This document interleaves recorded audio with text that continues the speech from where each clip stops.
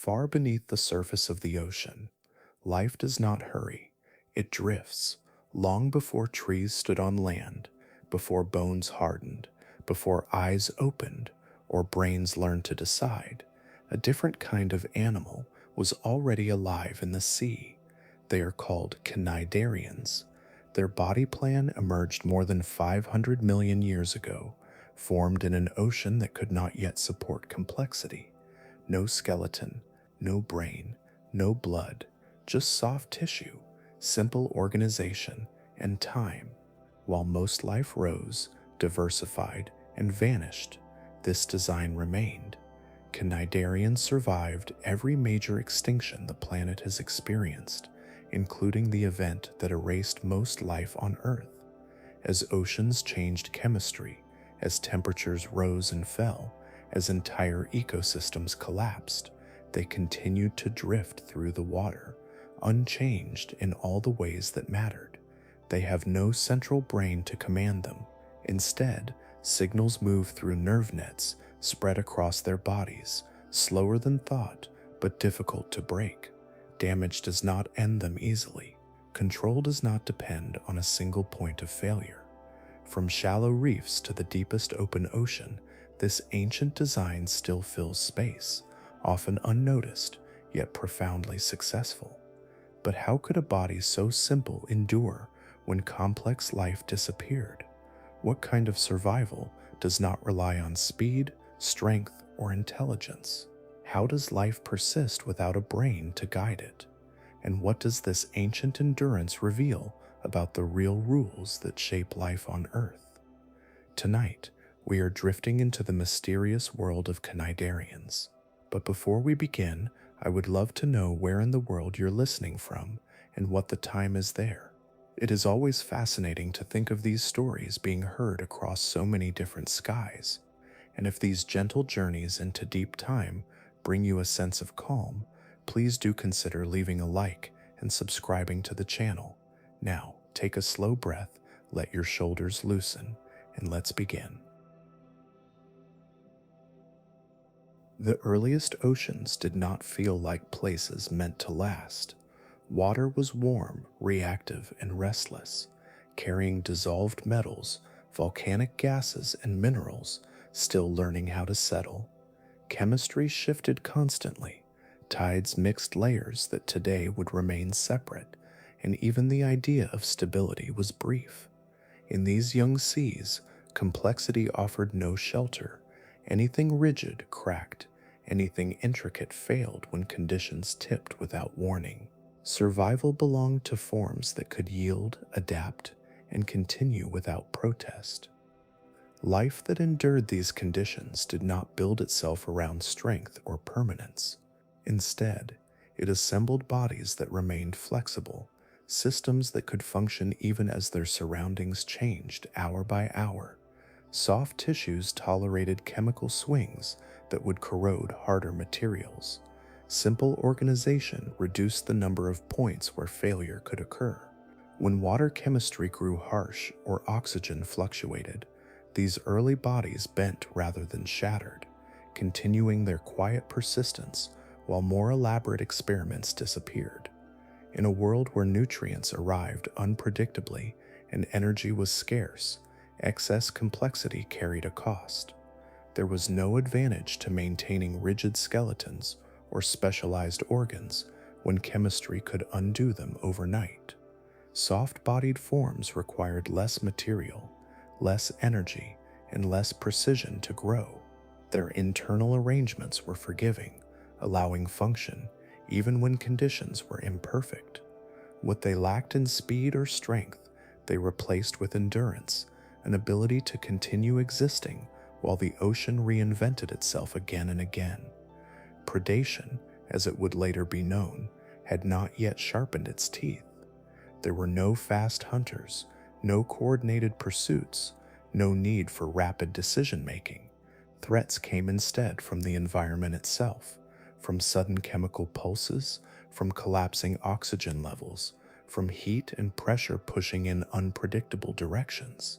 In this setting, survival did not favor reaction time or cunning. It favored bodies that could absorb change without needing to understand it. Movement, when it occurred, followed currents rather than opposing them. Feeding relied on contact rather than chase. Sensation spread across surfaces instead of focusing into single vulnerable centers. These designs reduced risk by avoiding specialization, creating organisms that functioned as wholes rather than hierarchies. Damage to one area did not mean collapse, and loss could be tolerated without crisis. As predators would eventually grow faster and senses sharper, this ancient design was already complete. It had solved survival before competition demanded speed, before intelligence became useful, before complexity turned into advantage. Its success rested on alignment with the ocean rather than domination of it. Drifting, pulsing, and waiting proved sufficient. This way of living did not arise from weakness, but from chemistry, from water that rewarded flexibility and punished rigidity. In the young ocean, simplicity was not a step backward. It was the shape that fit the world. Long before the sea learned to favor speed and strategy, it quietly taught endurance through softness, patience through minimal design, and survival through yielding rather than resisting. In these bodies, decision does not gather in one place. There is no hidden center where thoughts assemble or commands originate. Instead, sensation spreads outward, woven through tissue like faint threads of awareness. Touch, pressure, and chemistry move across the body in slow waves, carried not toward a single authority, but across a network that listens everywhere at once. Life unfolds without a headquarters. This system relies on nerve nets, loose lattices of cells that communicate locally rather than hierarchically. Signals travel short distances, passing from one region to the next, rippling outward rather than converging inward. A brush of contact does not demand interpretation. It simply becomes motion. A chemical cue does not require evaluation. It becomes response. Action emerges gradually, shaped by proximity rather than planning. Without a centralized brain, speed gives way to steadiness. Reactions are slower, unfolding over moments instead of instants, but they are rarely catastrophic.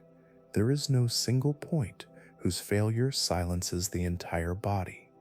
Damage does not erase awareness, and loss does not collapse coordination. The system continues, quieter perhaps, but functional, even when sections are torn or conditions turn hostile. This distributed design offers resilience rather than precision. Harsh environments, shifting pressures, and unpredictable chemistry punish fragility. Centralized organs demand protection, steady supply, and delicate balance. Nerve nets ask far less. They tolerate uneven signals, tolerate interruption, tolerate change. When part of the network falters, the rest carries on, adjusting without urgency, continuing without alarm. In darkness or turbulence, where information arrives incomplete or distorted, such a system proves sufficient. There is no reliance on distant processing, no delay waiting for instructions to return. Each region responds to what it directly encounters. The body becomes a field of awareness rather than a vessel commanded from within. Movement, feeding, and withdrawal emerge as collective behavior rather than deliberate action. Over long spans of time, this approach avoids cascading failure. In environments where injury is common and repair uncertain, simplicity preserves function. The absence of a brain removes the risk of total collapse. Survival does not depend on protecting a single vulnerable structure, but on maintaining enough continuity for signals to keep flowing. This way of living reflects an early solution shaped by instability. Before the sea rewarded speed or favored prediction, it favored endurance through redundancy. Nerve nets answered that demand by spreading responsibility evenly, allowing life to respond without needing to understand, to adapt without needing to remember. There is no ambition in this design, no plan for the future, no stored intention, yet it persists across depths and eras, quietly effective. Awareness without focus, response without strategy, motion without command. In conditions that erase fragile systems, this scattered intelligence endures, not because it thinks, but because it does not need to. Pressure gathers slowly in the deep, adding weight without sound. With every descending meter, the ocean closes inward, not violently, but with patience. In this realm, solidity becomes a liability. Rigid forms resist, and resistance invites fracture. Bodies shaped mostly of water do something else entirely. They accept the surrounding force, matching it rather than opposing it, becoming almost indistinguishable from the environment that presses against them. Water-filled tissues compress evenly. There are no hollow spaces to collapse, no stiff frameworks to fail under load. Instead, internal and external pressures balance, leaving the body unchanged even as the world above grows distant. This simple physical truth allows life to persist where harder designs would splinter. The deep sea does not reward strength, it rewards agreement, and water offers that agreement effortlessly. Being composed largely of water also lowers the cost of existing. Dense muscle, thick armor, and rigid support structures demand energy to build and maintain. In the deep, where food arrives sporadically and unpredictably, such costs add up quickly. Soft bodies minimize investment. Growth requires less material, movement requires less force, repair requires less effort. Life continues on a narrow budget, conserving rather than consuming. Motion in this world is subtle. A gentle contraction, a slow expansion, a slight change in shape is often enough to drift, pulse, or reorient. Water-rich tissues respond smoothly, distributing effort across the body rather than concentrating it. There is no strain placed on joints or bones, no grinding resistance to overcome. Movement blends into the surrounding fluid, quiet and efficient. Softness also provides protection without armor. When currents shift or debris drifts past, yielding bodies absorb contact instead of breaking against it. The impact fades into the tissue, dispersing force without damage. In a place where encounters cannot be predicted or avoided, flexibility becomes a form of safety, not through defense, but through accommodation. Thermal stability follows the same principle.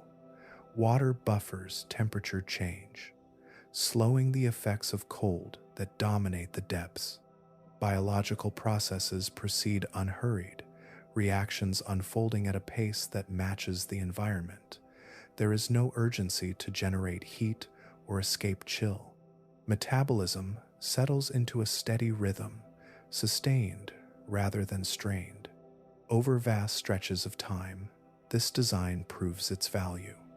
Soft, water-filled bodies experience less wear, fewer points of failure, and gentler interaction with their surroundings. High pressure does not deform them. Scarcity does not exhaust them. Motion does not cost them dearly. They persist by remaining close to the physical rules of the sea itself. In this high-pressure world, efficiency does not announce itself. It drifts. It yields. It survives by becoming fluid enough to belong, letting the ocean pass through rather than pushing back against it. In bodies shaped without a beginning or an end, direction loses its importance. There is no leading edge cutting through the water, no trailing side left behind. Instead, form unfolds around a center, balanced and repeating, each section echoing the next. In drifting environments where orientation shifts constantly, this absence of front and back becomes an advantage rather than a limitation. Currents turn slowly, and sometimes without warning. Up becomes sideways.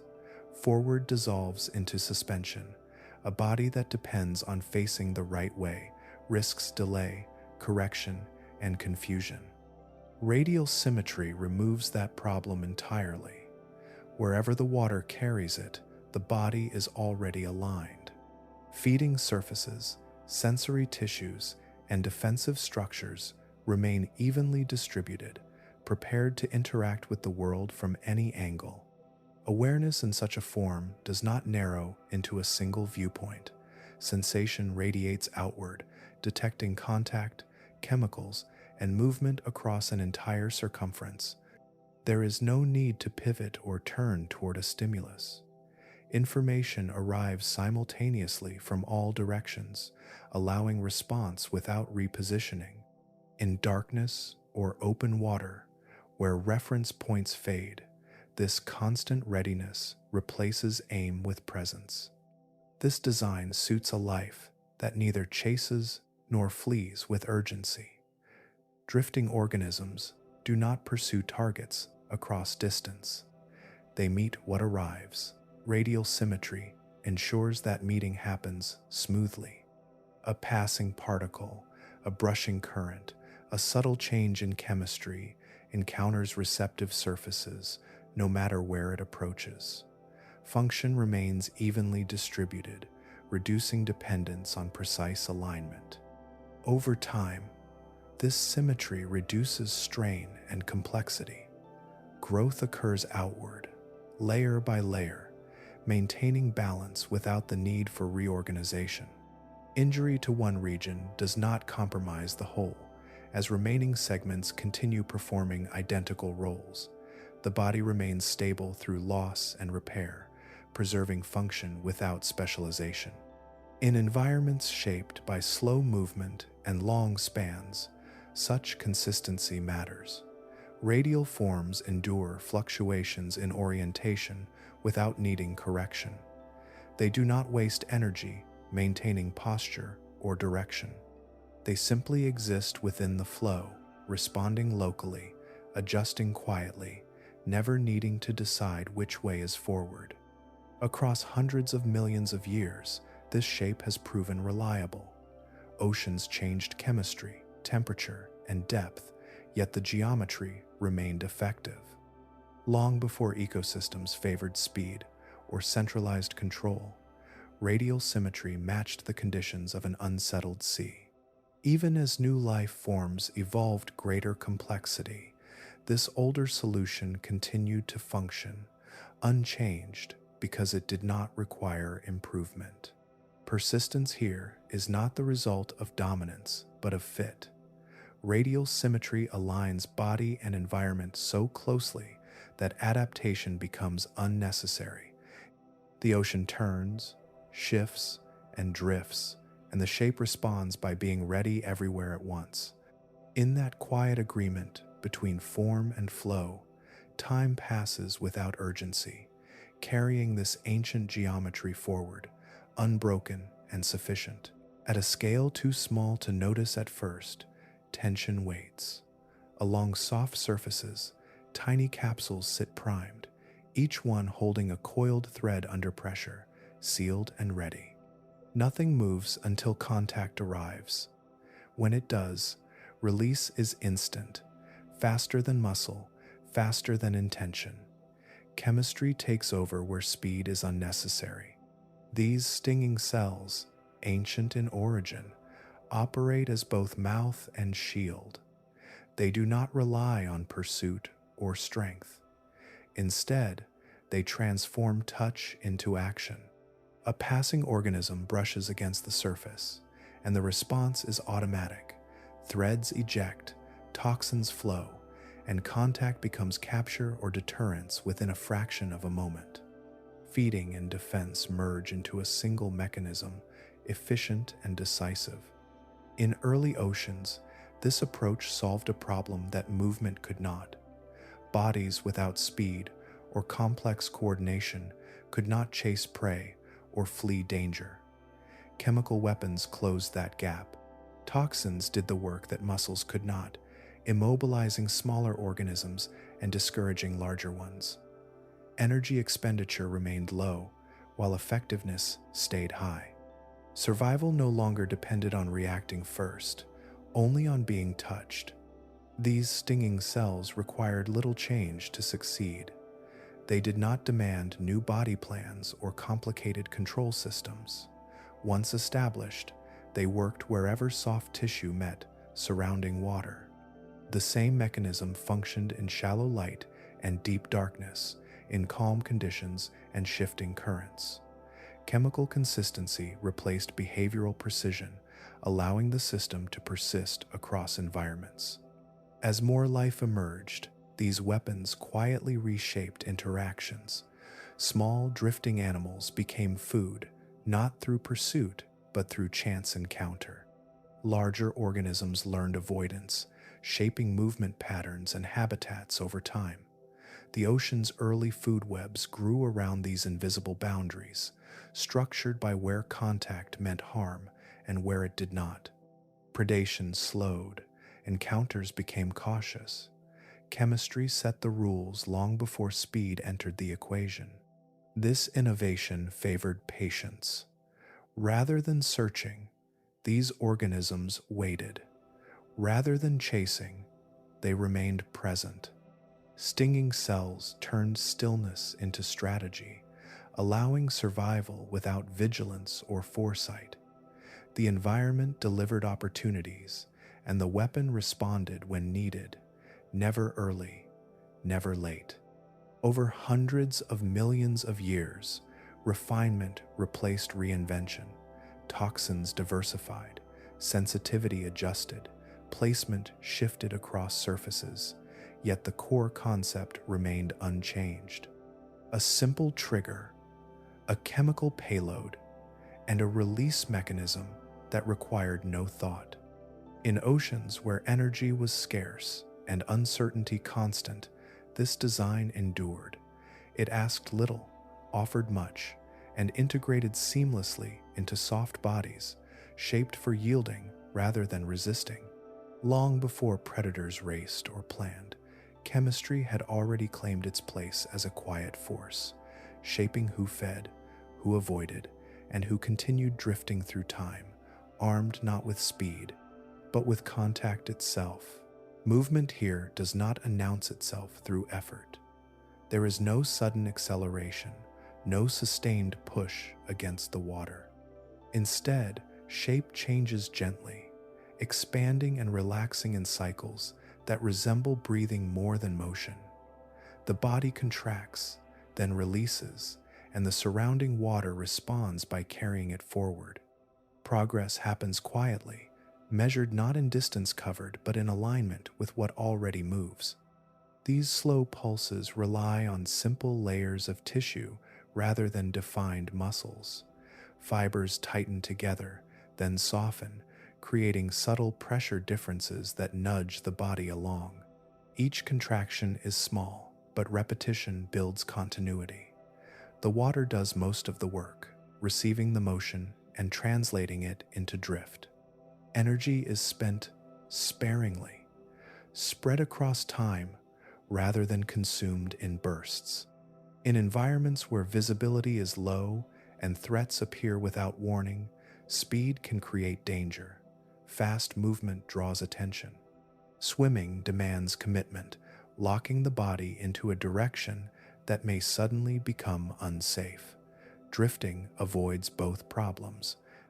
By moving at the pace of the surrounding water, these organisms blend into the flow, reducing encounters through invisibility rather than escape. Drift also lowers risk of exhaustion. Sustained swimming requires fuel, coordination, and recovery. Pulsing requires patience. After each contraction, rest follows naturally. The rhythm allows the body to recover even as it moves, maintaining balance between motion and stillness. Over long periods, this conserves energy and preserves function when food is uncertain. Ocean currents become pathways rather than obstacles.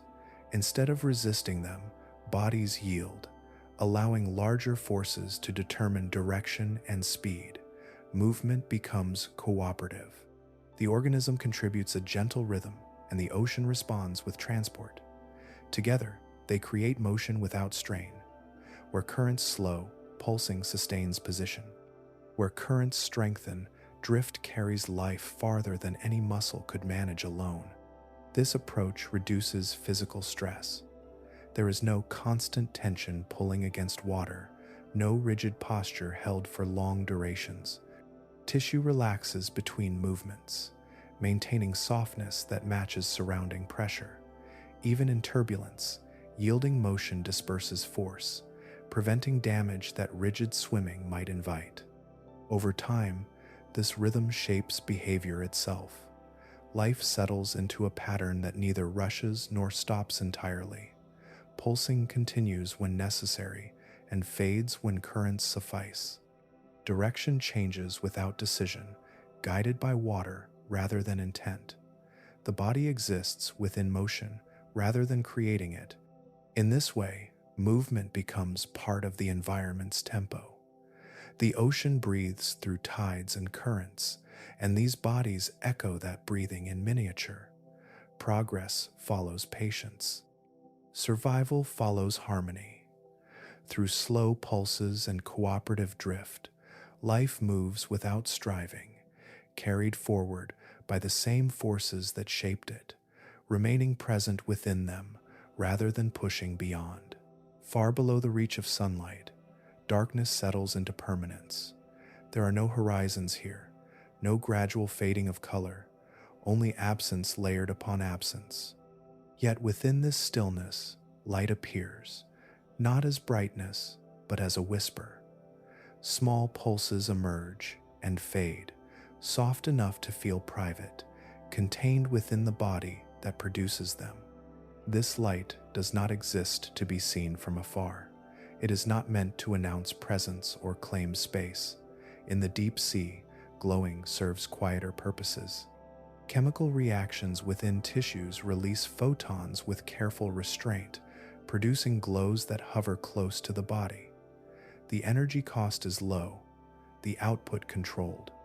Light becomes an extension of function rather than expression. For some, it is used to reveal what is otherwise hidden. Tiny flashes outline particles drifting nearby, bringing food into awareness without illuminating the wider darkness.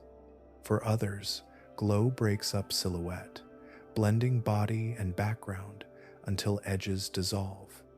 The light does not expose, it conceals, allowing form to vanish into the surrounding blackness.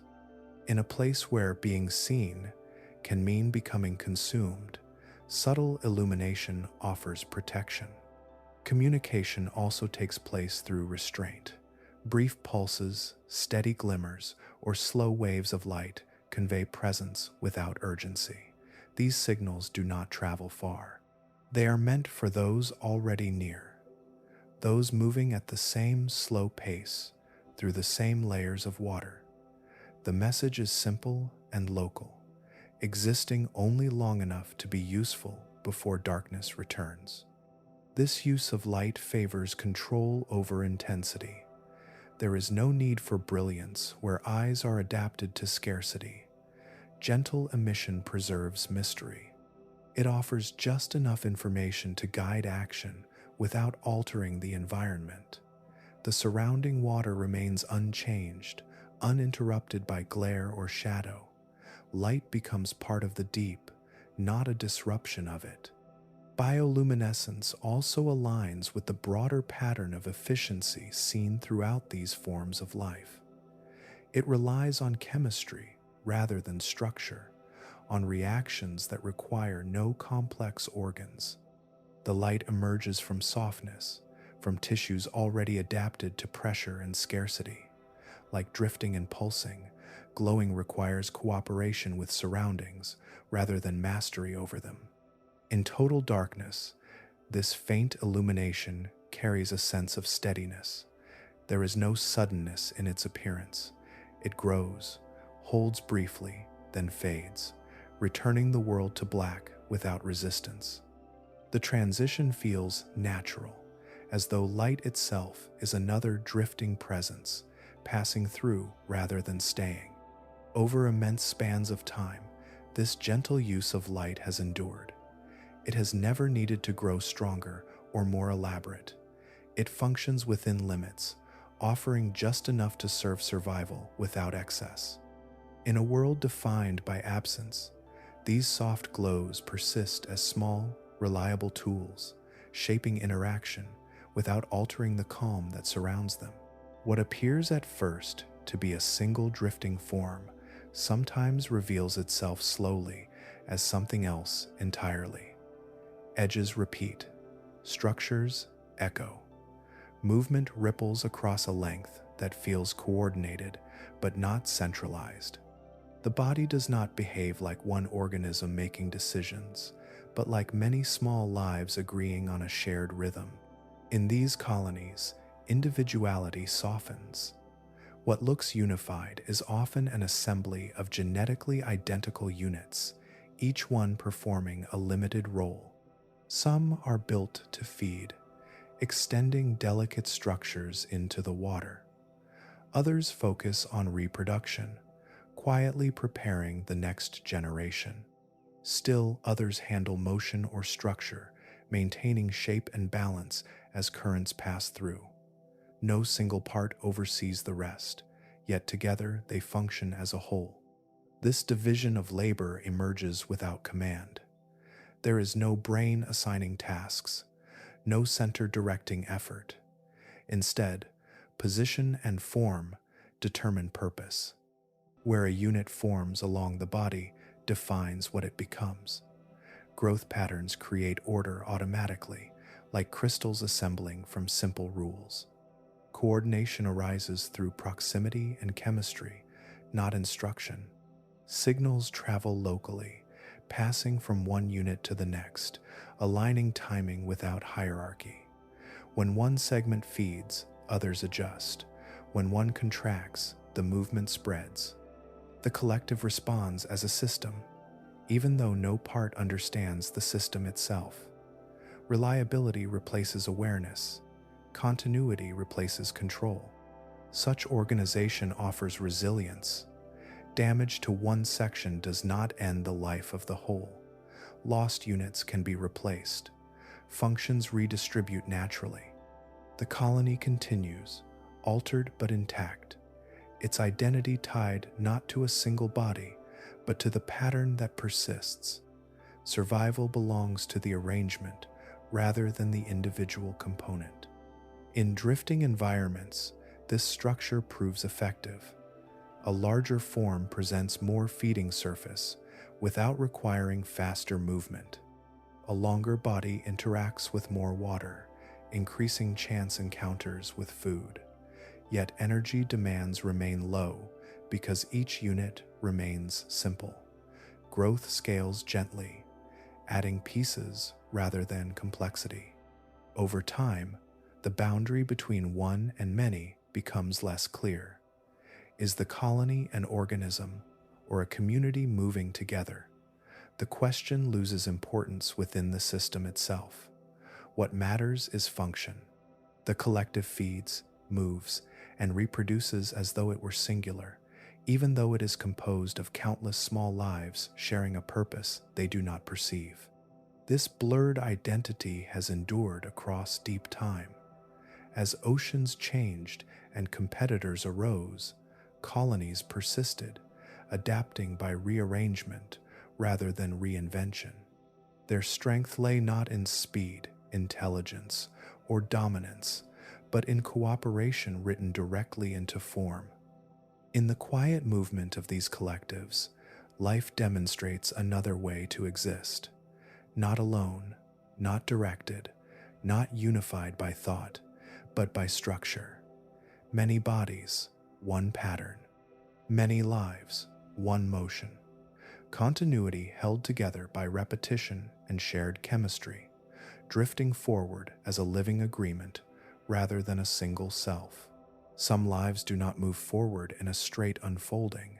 They circle back, they return, form loosens, then fixes itself again, as though time has folded rather than progressed. What drifts freely will one day settle, and what settles will eventually release, beginning the motion once more. In these organisms, life does not commit to a single way of being. One stage belongs to the open water, light enough to be carried by currents, small enough to spread across distances without effort. Another stage belongs to attachment, rooted briefly to stone or shell or sediment, drawing sustenance from what passes close by. The transition between these states is not a failure or a retreat. It is the structure of existence itself. This alternation increases survival by dividing risk across forms. Drifting stages allow dispersal, carrying genetic material far from crowded or damaged areas. Anchored stages provide stability, offering time for growth, repair, and reproduction, without the constant uncertainty of movement. Each phase solves a different problem, and together they create continuity where either alone might fail. Repetition also reduces dependence on singular events. If one stage is lost to change, the cycle remains intact through the other. Harsh currents may scatter drifting forms too widely, yet anchored stages endure. Shifting chemistry may disrupt attachment, yet drifting stages escape into new water.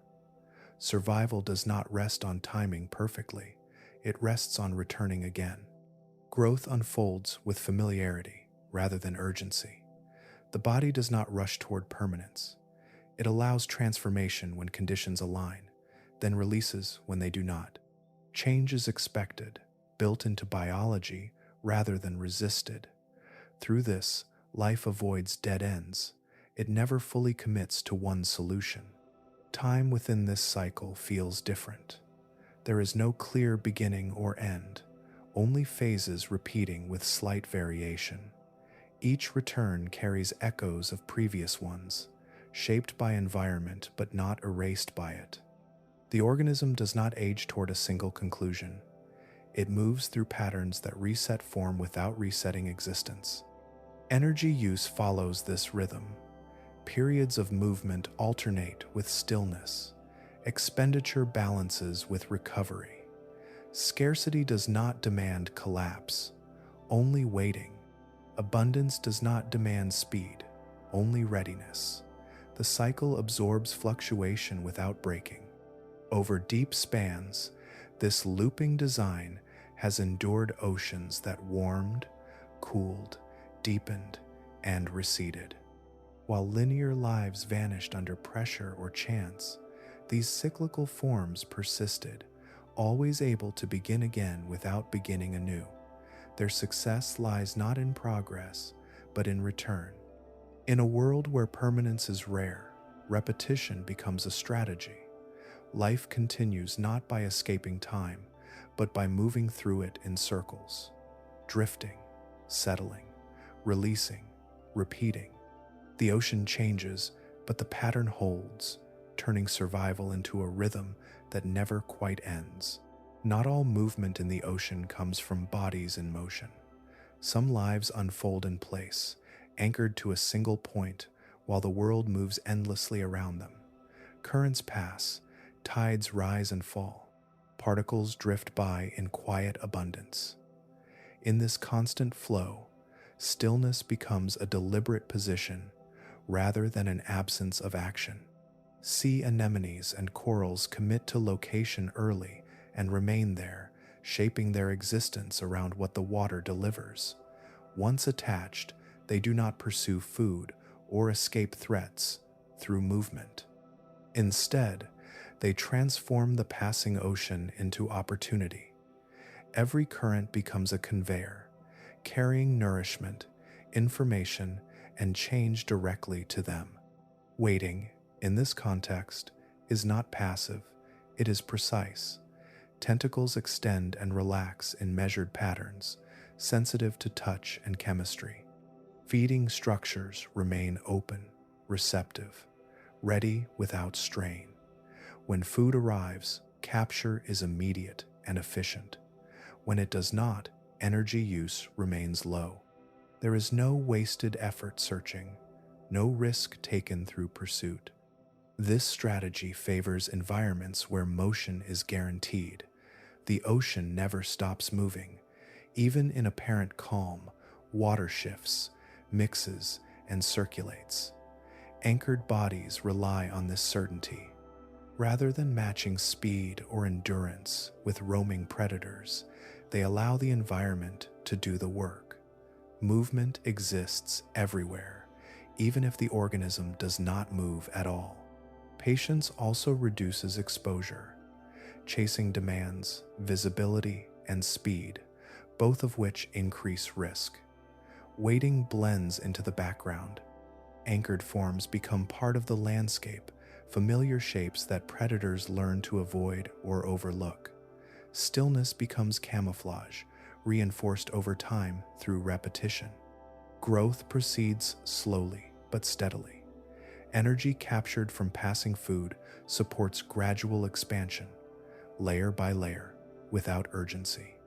Corals build upward and outward, not through rapid construction, but through accumulation.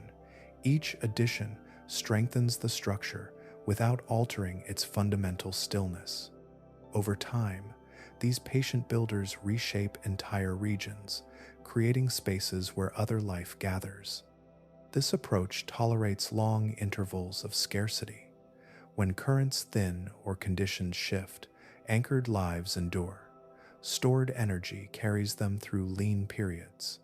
Their low demands allow survival where constant movement would drain reserves. Waiting stretches across hours, days, even seasons without threat of collapse. In a moving world, such commitment appears risky, yet it has persisted across ages of change.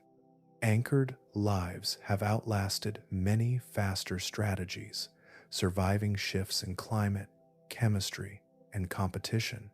Their success lies not in reacting quickly, but in being ready always. By turning motion into resource rather than obstacle, these stillness specialists reveal another path to survival. Feeding becomes an act of reception.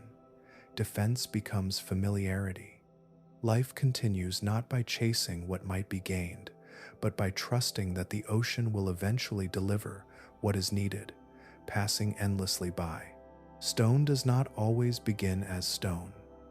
Beneath the water, what appears solid often starts as something living, soft and patient, adding itself grain by grain to a growing form. Tiny builders settle close together, repeating simple actions until a structure emerges almost by accident. What rises over time is not designed, yet it endures. Coral relatives construct by remaining. Once attached, they deposit thin layers of mineral, barely noticeable in the moment. Each addition is small, careful, and restrained. There is no urgency to expand quickly, no surge of construction. Growth unfolds through repetition, one fraction at a time, aligned with the pace of available energy and stable conditions. This slowness creates strength. Rapid construction leaves gaps and weaknesses, but gradual accumulation allows materials to settle and bond fully. The structure adapts as it grows, responding to currents, sediment, and chemistry. Edges smooth. Cavities form where water flows gently. The result is not rigid uniformity, but resilient architecture shaped by its surroundings. Over time, these living foundations become habitats. Spaces open between branches and ridges, inviting other organisms to settle. Motion slows near surfaces, trapping nutrients and creating shelter.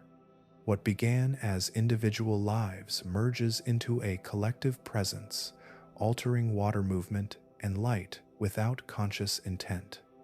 The city grows quietly, layer upon layer. Because growth is distributed across countless tiny builders, loss does not halt progress. If one area erodes, another continues. Damage becomes part of the pattern, absorbed and rebuilt slowly. The city persists not through permanence, but through continuity. Its form changes while its presence remains. The scale of this construction stretches beyond immediate awareness. Years pass without visible difference. Generations add to what earlier ones began. Over centuries, outlines sharpen. Over thousands of years, formations emerge that feel ancient even to the sea itself. Time compresses when viewed from above, but below, each moment contributes equally.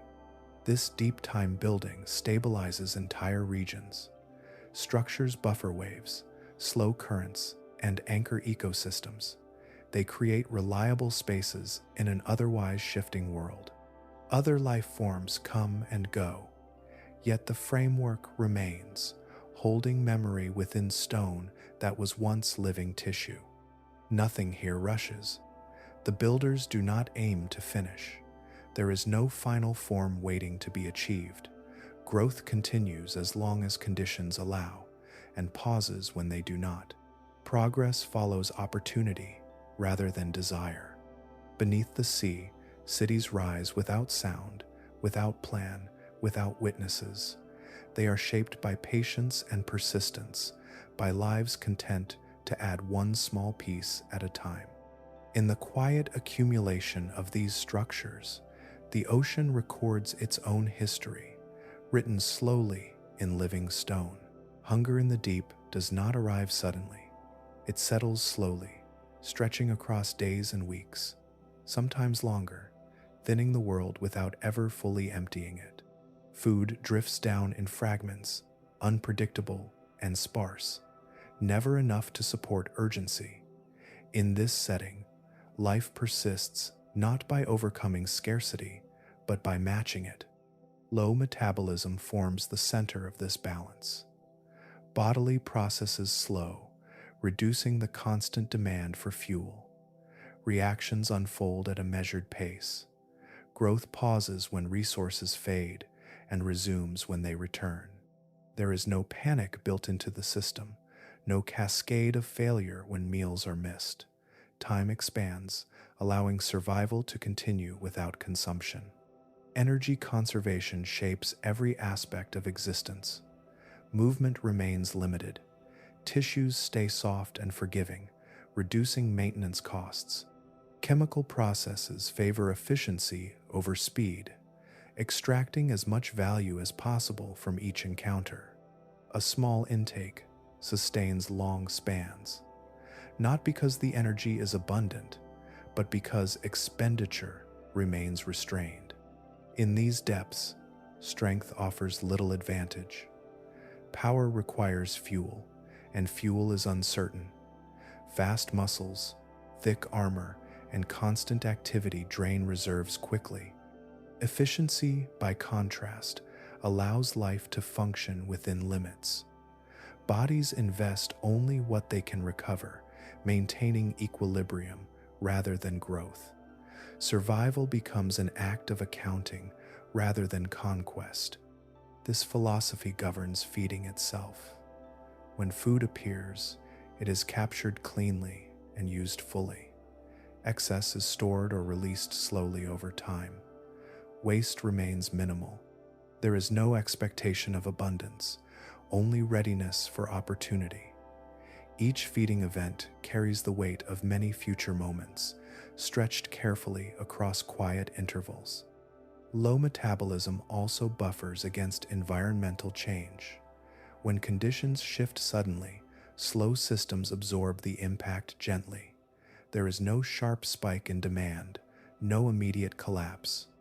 Life retreats into maintenance mode, preserving structure and function until stability returns. Waiting becomes part of the design. Over long spans, this approach compounds. Species that demand little endure where others fade. Scarcity becomes normal rather than catastrophic. The deep sea fills with forms adapted to continuation rather than expansion, each one existing within narrow margins yet rarely exceeding them. This does not produce stagnation. Instead, it creates persistence. Energy moves through bodies carefully, never wasted, never rushed. Life continues on a steady pulse that mirrors the slow rhythm of the environment itself. Days blend into seasons. Seasons dissolve into years. Existence holds without urgency. In a world where food is rare and distance is vast, conservation replaces ambition. Survival does not require dominance or power, only restraint. These lives endure not by being stronger than their surroundings, but by asking less of them. Through patience, moderation, and measured use, they remain present in places where hunger might otherwise prevail, carrying life forward one quiet moment at a time. Depth changes the rules without ceremony. Pressure increases steadily, layering weight upon weight until the ocean itself feels solid. For bodies built around hardness, this force becomes an enemy, seeking weak points and hollow spaces. Soft bodies respond differently. Without rigid frameworks to resist compression, they allow pressure to pass through evenly, matching it rather than fighting it. Internal and external forces settle into balance, leaving form intact even as depth deepens. This tolerance does not come from strength, but from acceptance. Tissues composed largely of water transmit pressure smoothly, preventing collapse. There are no air pockets to crush, no joints to shear, no rigid walls to fail. Shape remains stable because nothing is trying to stay rigid. The body becomes continuous with the surrounding environment, part of the same physical system rather than an object placed within it. Cold adds another quiet constraint. Temperatures fall and remain low, reducing chemical activity across the deep. Reactions slow. Growth stretches across long intervals. Movement becomes measured and deliberate. Life proceeds without haste, because haste would demand energy that cannot be replaced easily. Cold does not threaten existence here, it defines its pace. With reduced temperature comes reduced urgency. Metabolism settles into a low, steady rhythm, aligned with the slow delivery of resources. Repairs take time, development unfolds gradually. Nothing rushes toward completion. The environment does not reward speed, so bodies do not invest in it. Persistence replaces progress as the dominant theme. Darkness completes this setting. Sunlight never arrives, and with it, the absence of daily or seasonal cycles. Time loses markers. Without dawn or dusk, without summer or winter, life experiences continuity rather than change. Biological clocks adapt to constancy, responding to chemistry and current rather than light. Internal rhythms remain, but they are subtle, guided by availability rather than schedule. Adaptation in this world focuses on stability. Forms evolve to remain functional across long spans without variation. Sensory systems emphasize contact and chemical presence. Reproduction aligns with chance encounters rather than predictable seasons. Existence unfolds in an unbroken flow, shaped by gradual shifts rather than sudden transitions. Together, pressure, cold, and darkness create a realm where extremes feel ordinary. Bodies shaped for softness, patience, and endurance fit seamlessly into this space. They do not need to escape depth, warmth, or light. They incorporate these conditions into their design. In this environment, survival does not depend on anticipation or reaction. It depends on compatibility. Life endures by becoming indistinguishable from the forces acting upon it, moving at their pace, yielding to their presence. Beneath the surface, far from sun and season, existence continues quietly, shaped by weight, slowed by cold, and sustained in darkness that never truly changes. Currents move without announcement, shaping the ocean long before any life responds to them. They flow steadily through layers of water, carrying warmth, nutrients, oxygen, and memory from one region to another. In their presence, direction becomes less about choice and more about participation. Life that drifts does not resist this movement. It enters into a quiet agreement with it. For drifting organisms, currents serve as connective tissue. What begins in one place may end far away, not through effort, but through alignment. Bodies move along invisible routes, tracing pathways established by temperature differences, planetary rotation, and the slow breathing of the sea itself. Dispersal becomes effortless. Separation becomes connection. The ocean links distant environments through motion that never stops. These pathways do not behave like barriers to overcome. They offer guidance rather than opposition. Where a swimmer might fight against flow, drift allows transport without cost. Currents deliver food, bring mates into proximity, and carry young into new habitats without demanding energy in return. Life spreads by yielding, allowing circulation to determine distribution more efficiently than intent ever could. This relationship favors openness over control. Drifting bodies remain flexible in position and orientation, adjusting gently as the water shifts. There is no fixed destination, only movement through opportunity. When currents deepen or rise, life follows. When they slow, life lingers. The organism does not command its course, it accepts it. Over time, this approach creates patterns on a scale no individual could design. Populations appear where currents converge. Absences form where water rarely travels. Genetic exchange occurs across vast distances, carried not by migration, but by flow. The ocean arranges life through motion alone. Letting the ocean decide direction also reduces risk. Resistance invites stress and expenditure. Cooperation preserves balance. By drifting, organisms avoid abrupt encounters and sharp transitions. Change arrives gradually, introduced through water that has traveled far, carrying familiar signals before unfamiliar ones arrive. This quiet partnership extends beyond movement. Chemical cues, temperature shifts, and trace nutrients travel along the same routes. Drifting organisms remain connected to distant events without awareness of them. A change in one region eventually arrives as a subtle shift elsewhere, allowing life to adjust without alarm. In this system, navigation disappears as a necessity. There is no need for maps or memory of place. Presence is enough. Each moment unfolds within a larger pattern, guided by forces older than life itself. Direction becomes a shared property between water and body. Across deep time, this relationship has endured. Long before shores stabilized or climates settled, currents moved as they do now.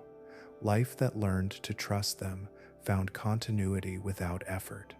In allowing the ocean to decide direction, these organisms gained reach, resilience, and persistence. They travel far without leaving home, carried quietly through a moving world that has never stopped flowing. Change does not always arrive gently. At times, the ocean has shifted faster than life could adapt. Its chemistry altered, its temperatures swung, its oxygen levels drained or surged. Entire communities vanished in spans that felt brief even to geological time. In these moments, complexity became a liability, and endurance favored those whose lives asked little of the world around them. These creatures passed through mass extinctions not by escaping catastrophe, but by remaining compatible with what followed. Their bodies did not depend on narrow chemical ranges or specialized conditions. When waters warmed, cooled, acidified, or stagnated, their basic functions continued. They did not require precise balances to survive, only enough stability to persist until the world settled again. Simplicity played a quiet role in this survival. With fewer specialized organs, there were fewer points of failure. When oxygen fell, demands decreased naturally. When food webs collapsed, low metabolic needs carried them through long shortages. They did not rely on delicate partnerships that extinction could sever. Their lives remained self-contained, resilient against the sudden loss of others. Rapid change favors systems that can pause. Growth slowed without consequence. Reproduction continued through broad strategies rather than precise timing. Damage healed slowly, but life did not depend on constant repair. The absence of urgency became an advantage. While faster, more demanding organisms faltered, these forms endured by waiting. Their persistence reveals how mass extinction reshapes ecosystems unevenly. While many lineages disappear completely, others pass through altered but intact. The survivors do not always dominate afterward, but they remain present, ready to fill spaces left open. When conditions stabilize, they resume their quiet existence, largely unchanged by the drama that passed around them. This endurance holds lessons without instruction. It shows that survival does not always belong to those most refined or advanced. In times of stability, complexity thrives. In times of upheaval, restraint endures. Systems that function with minimal input tolerate disruption more effectively than those built on optimization. Over deep time, these creatures became witnesses rather than participants in the ocean's largest losses. They persisted through cycles of collapse and recovery, their forms carrying memory without awareness. Each extinction left marks on the seafloor, yet these lives continued to drift, anchor, feed, and grow as they always had. Their persistence does not signal invulnerability. It reflects alignment with change itself.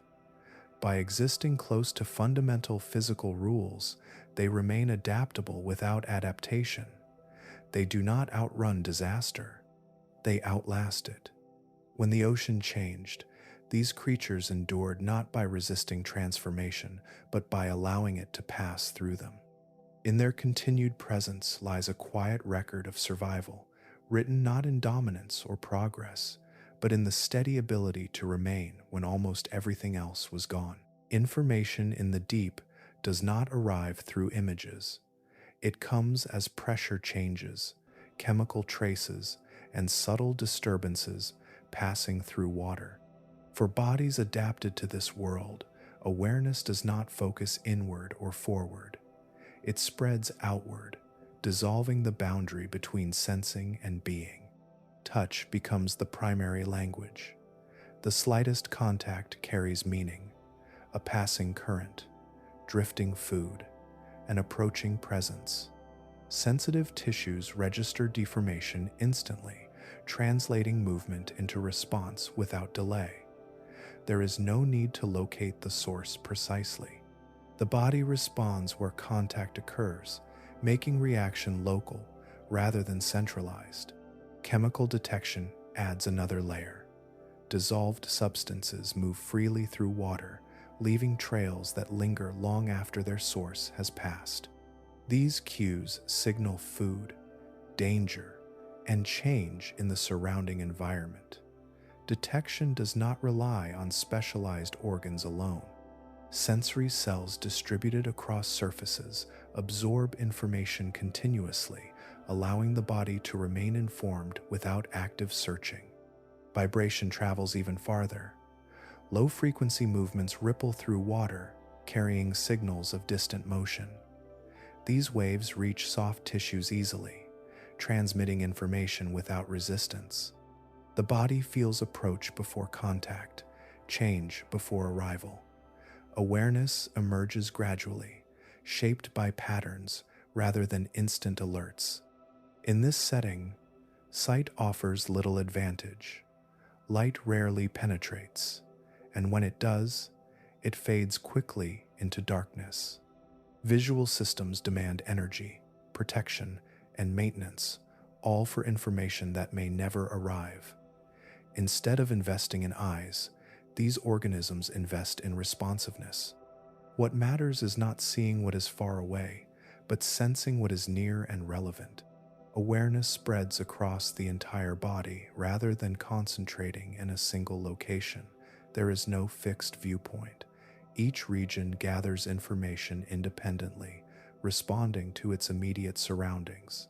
The body becomes both sensor and responder, eliminating the delay between detection and action.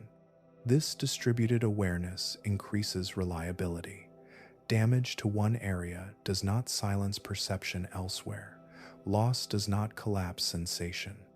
The body continues to register the environment through remaining surfaces, maintaining continuity even in imperfect condition. Function persists through redundancy rather than precision. Such sensing suits an environment defined by closeness rather than distance. Interactions happen at short range. Food brushes past. Threats make contact. The deep does not reward anticipation of faraway events. It rewards readiness for what arrives unannounced. Over long spans, this mode of awareness has remained effective. As oceans darkened and deepened, these sensory strategies continued without modification. They require no interpretation, no memory, no integration beyond the present moment. Information arrives, the body responds, nothing more is needed. In the deep, maximum awareness does not come from complexity.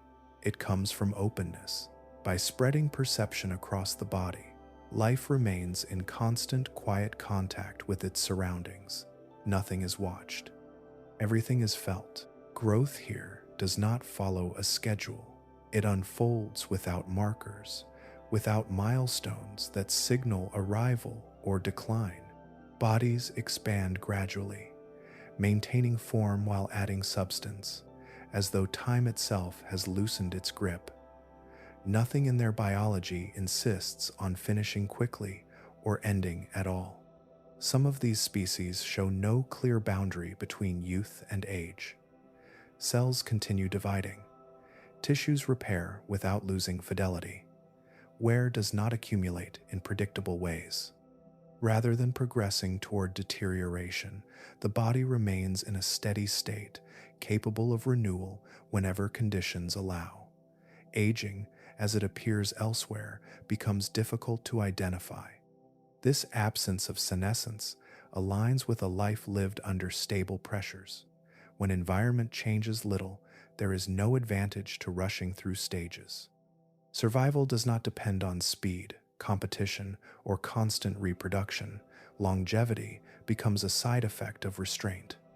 Growth proceeds slowly, maintaining balance rather than striving toward completion. Biology reflects this calm. Metabolism stays low and even. Energy supports maintenance first, expansion second. When resources increase, growth responds gently. When they fade, growth pauses without damage. There is no irreversible momentum pushing the body forward. Everything remains adjustable. Without a ticking biological deadline, urgency fades from behavior. There is no need to reproduce quickly before decline. There is no pressure to reach a final form.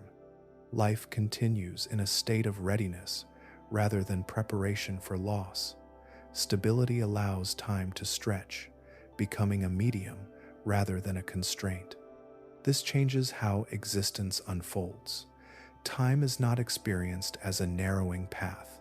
It becomes a broad field where repetition and persistence replace progress. Each moment resembles the last, not through stagnation, but through consistency. Survival remains steady, unthreatened by gradual decay. In such conditions, natural selection favors maintenance over acceleration. Structures that hold their integrity persist. Processes that minimize error endure.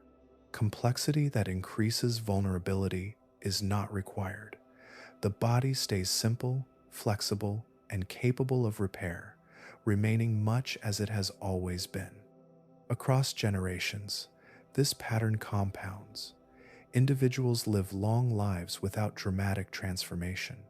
Populations remain present through eras of relative calm, unchanged, not because they cannot change, but because change offers no advantage. Their success lies in continuity. When environmental stability holds, time behaves differently. Without seasonal signals or frequent disruption, biological clocks soften. Rhythms remain, but they are internal and slow. Days do not drive behavior. Years do not dictate decline. Existence becomes an ongoing state rather than a countdown. Growth without a deadline reveals another way to persist. Life does not need to race toward reproduction or prepare for collapse. It can remain present, responsive, and whole for as long as conditions allow. In this quiet endurance, time ceases to press forward. It simply passes through, leaving life much as it found it, continuing without urgency or end. Beginnings here are quiet and numerous. New life does not arrive through elaborate rituals or precise timing. It enters the water simply, released in numbers that seem excessive only until scarcity is understood. Reproduction unfolds as a broad gesture rather than a calculated act, scattering possibility across space instead of securing it in place. These strategies rely on simplicity. Cells divide, detach, and drift, carrying genetic continuity without elaborate packaging or prolonged care. There is no extended protection, no guidance once released. Offspring enter the same uncertain environment as their parents, immediately subject to currents, chemistry, and chance. Survival is not guaranteed to any individual, but continuity is preserved through volume. Producing many offspring balances vulnerability by accepting loss as part of the process. In an ocean where conditions shift unpredictably and encounters are largely accidental, placing all effort into a few protected young would invite failure. By spreading reproductive investment widely, these organisms ensure that some will arrive where conditions align. Success emerges statistically rather than strategically. This approach reduces the need for precision. Timing does not have to be exact. Location does not have to be chosen.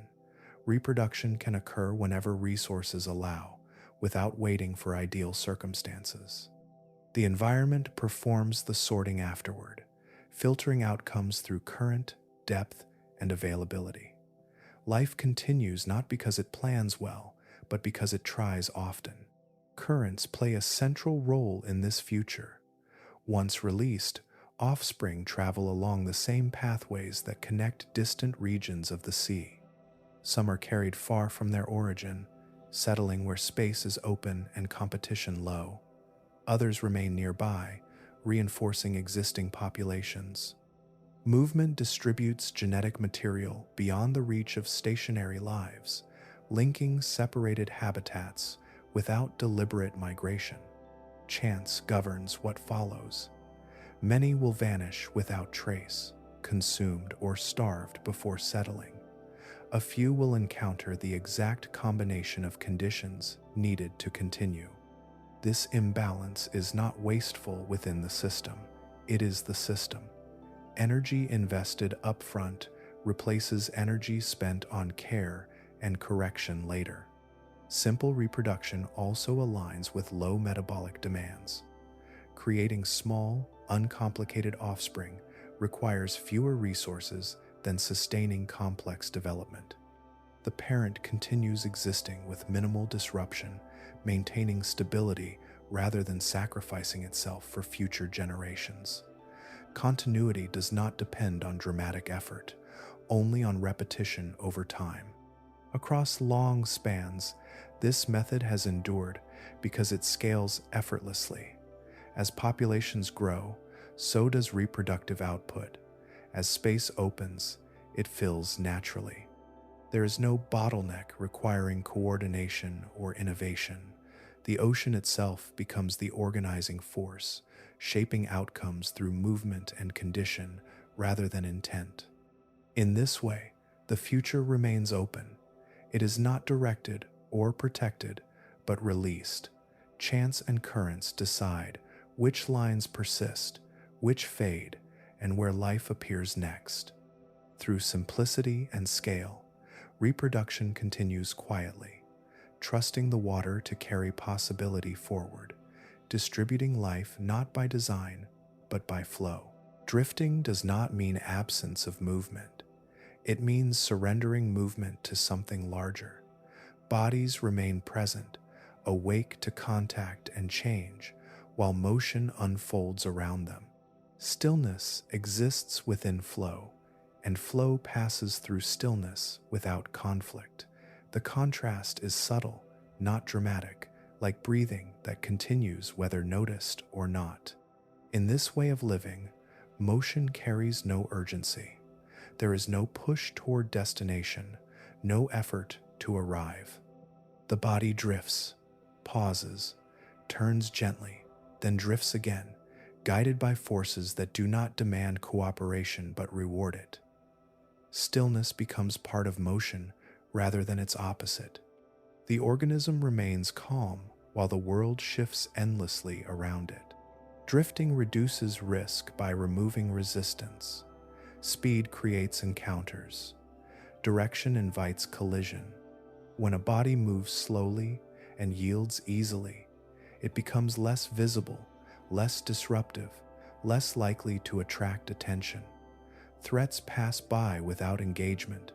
Hazards disperse rather than concentrate. The body avoids danger not by reacting quickly, but by remaining difficult to notice. Energy follows the same logic. Movement driven by currents costs almost nothing. There is no exhaustion, no recovery period, no debt to be repaid later. The ocean supplies motion freely, and drifting organisms accept it without obligation. This preserves reserves for moments when action is unavoidable, allowing survival to remain balanced even when resources are scarce. Living in sync with the ocean also smooths transitions. Changes in depth, temperature, or chemistry arrive gradually along currents rather than abruptly. The body experiences shifts as slow gradients instead of shocks. Adjustment happens continuously, without alarm. Life remains aligned with the conditions that shape it. This synchronization extends beyond movement. Feeding, reproduction, and sensing all align with flow. Opportunities arrive carried by water. Signals travel the same routes.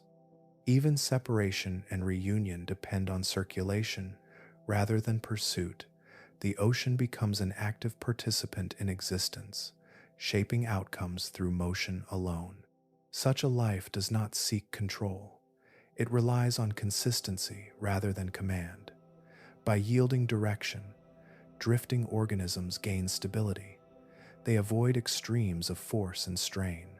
They exist comfortably within a range defined by the environment rather than pushing beyond it. Over time, this way of living proves durable. While faster strategies rise and fall with changing conditions, drifting remains viable wherever water moves. It requires no innovation to continue, only openness. The pattern repeats across depths and eras, unchanged because it does not need refinement. In drifting, life accepts uncertainty without anxiety. There is no struggle against the ocean's scale.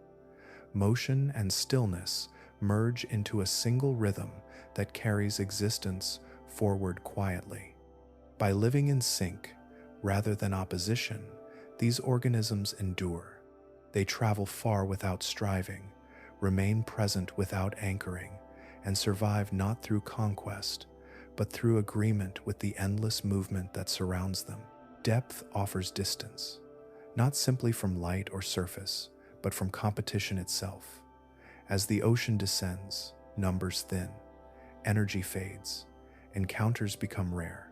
What remains is space, wide and unclaimed, shaped by pressure and time rather than conflict. In this setting, ancient forms find room to continue.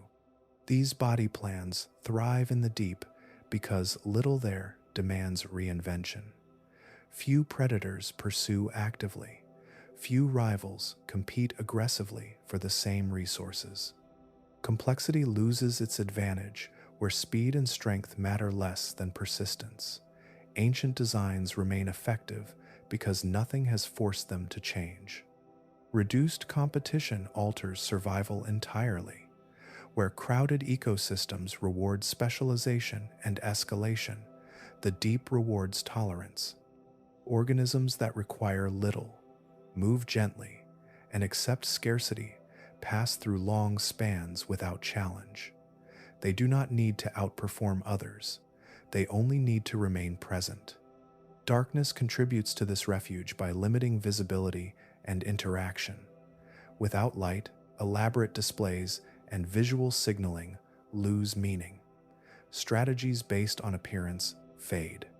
What persists are approaches grounded in chemistry, contact, and patience. Ancient forms already operate within these limits. They fit the deep without adjustment. Food scarcity reinforces this separation.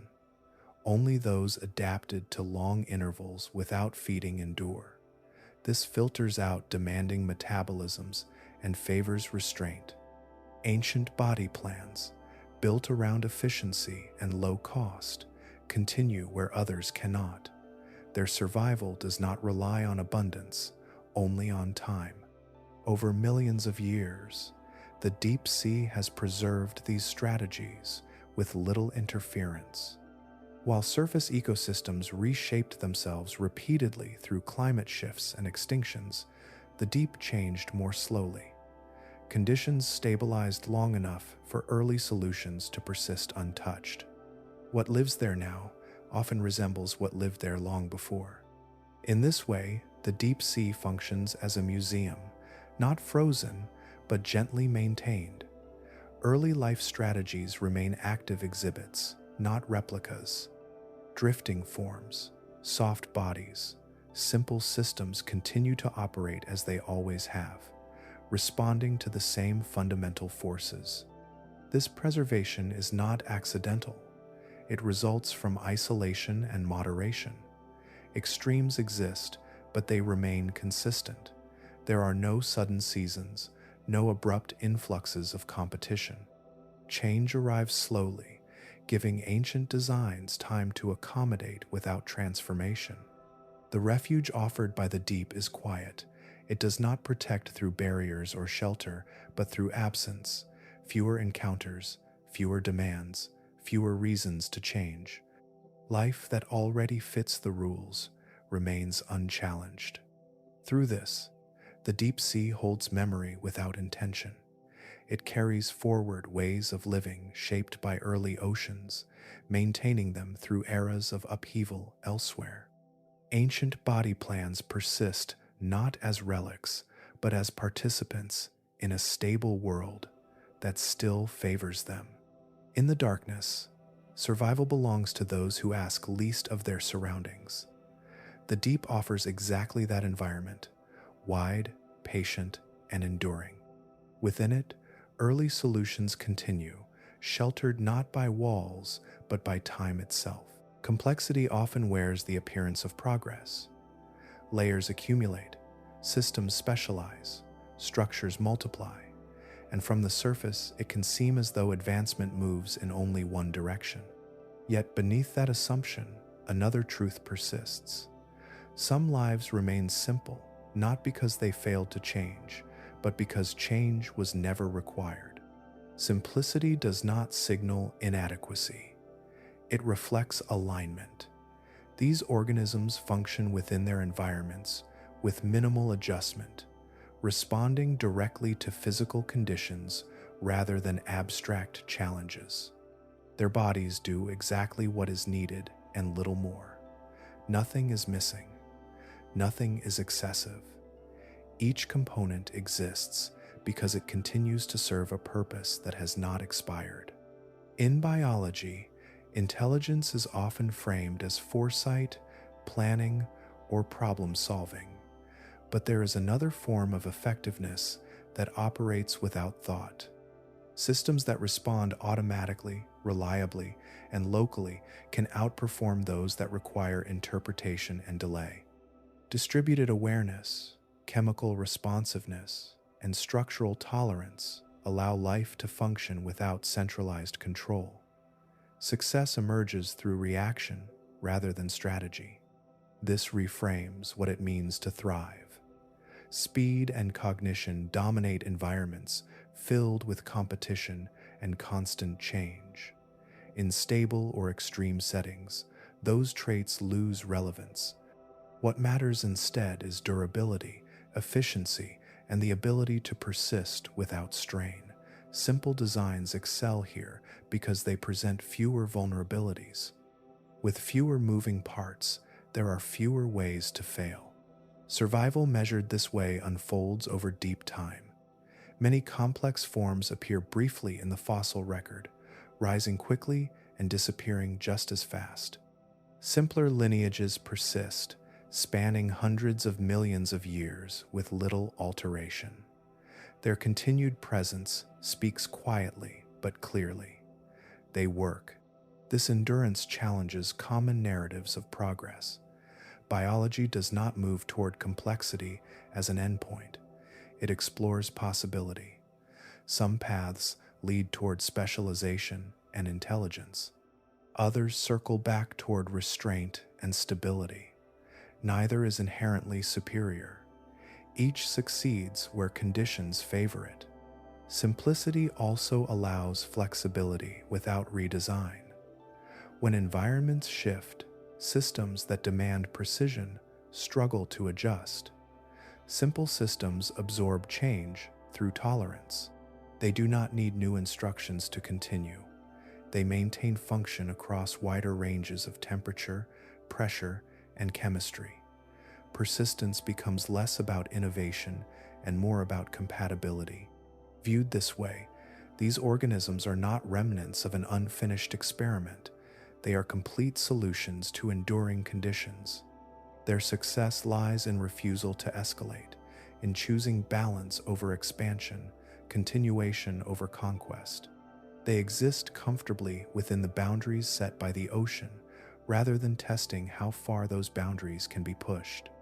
Across Earth's history, this difference matters. Complexity leaves dramatic traces, but longevity leaves deeper ones. Time favors what lasts. Measured not in brilliance or dominance, but in uninterrupted presence, these simple lives reveal another definition of success. They are not primitive. They are precise. They are not outdated. They are sufficient. And in the long, quiet accounting of the planet, sufficiency has proven to be one of the most reliable strategies life has ever discovered. The ocean has not stayed still. New substances now move through its layers, carried along familiar currents but unfamiliar in their effect. Warming water alters density and flow. Dissolved materials linger longer than before. For soft-bodied life, these changes register not as sudden shocks, but as gradual shifts in the background conditions that once felt reliable. Temperature increases arrive quietly. Metabolism responds first, accelerating processes that were shaped for slowness. Energy demands rise. Timing drifts. Some forms adjust by expanding tolerance, allowing chemistry to proceed at slightly different rates. Others remain bound to narrower limits, their systems tuned to colder stability and unable to compensate without cost. The difference between endurance and strain becomes subtle, expressed over seasons rather than moments. Pollution enters as fragments and films, particles too small to avoid, substances that adhere to soft tissue rather than bouncing away. Chemical traces accumulate across surfaces designed to absorb information from the water. Signals blur. Feeding becomes less efficient. Reproductive stages drift through altered chemistry, encountering conditions their predecessors never faced. Yet responses vary widely. Some organisms adapt through flexibility. Their simple systems absorb change without immediate failure. Low specialization allows adjustment, shifting internal balance until a new equilibrium forms. Others, despite apparent simplicity, rely on precise chemical cues or narrow thresholds. When those cues distort, function falters. Survival becomes uneven, determined less by form than by tolerance. Warming also reshapes currents, redirecting pathways that once delivered consistent resources. Drifting life follows these changes passively, arriving in new regions or leaving familiar ones behind. Some populations spread into newly suitable zones, others thin as pathways weaken or diverge. Distribution changes without migration, guided solely by water in motion. The signals of this transformation remain quiet. There are no mass departures visible from above, no sudden disappearances easily marked. Instead, absence grows where presence once persisted. Growth slows where it once accumulated. Reproductive success fluctuates, leaving traces only in long-term patterns. These changes drift upward through the system. Structures built over deep time respond slowly, revealing stress through erosion rather than collapse. Feeding relationships shift as availability changes. Interactions that once balanced themselves require adjustment without awareness of why. Yet resilience remains present alongside vulnerability. Soft-bodied life has endured changing oceans before, though the pace now differs. Some forms continue, altered but intact, absorbing new conditions into their ancient designs. Others fade quietly, their absence becoming part of the evolving seascape. Modern oceans carry both continuity and disruption. The deep still offers refuge, but surface changes press downward steadily. In this movement, soft-bodied life registers the state of the world without commentary.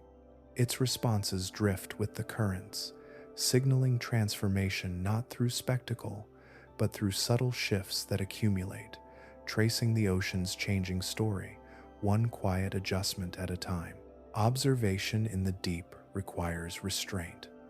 Many of the organisms found there exist in delicate balance, their bodies shaped to yield rather than resist. Touch that would be harmless to other life can damage them instantly. Pressure changes, vibration, or sudden movement can undo forms that took years to grow. Studying such life demands methods that preserve distance as carefully as data. Scientists approach these environments slowly. Instruments descend with controlled motion, minimizing turbulence. Lights remain dim and indirect, chosen to reveal outlines without overwhelming sensitive tissues. Cameras replace hands. What can be seen must often stand in for what cannot be collected. Knowledge gathers through patience rather than possession. Fragility shapes every decision. Soft bodies tear under their own weight when lifted into different pressure. Gelatinous tissues collapse when removed from cold water. Chemical processes shift as soon as temperature changes. Bringing these organisms to the surface often means losing the very structure being studied. For this reason, observation increasingly happens in place, where life remains intact. Documentation becomes an act of timing. Researchers wait for behavior to unfold naturally, capturing moments rather than provoking them. Feeding, drifting, and interaction occur on slow schedules that resist planning. Hours may pass with little visible change. Then a subtle movement appears, revealing function without disturbance. Recording replaces manipulation. New technologies support this approach. Remotely operated vehicles hover rather than land. High-resolution imaging resolves details once accessible only through sampling. Sensors detect chemical signals in surrounding water, mapping presence without contact. Even sound becomes a tool, reading movement through vibration rather than collision. Despite care, loss remains part of the process. Some forms dissolve before they can be fully documented. Others retreat when approached, altering behavior in ways that cannot be separated from the observation itself. Scientists learn to accept incompleteness, understanding that absence of certainty does not negate understanding. Patterns emerge across many observations rather than from single specimens. Learning by watching aligns naturally with the nature of these organisms. They exist without urgency and reveal themselves gradually. Observation that mirrors this pace respects both subject and setting.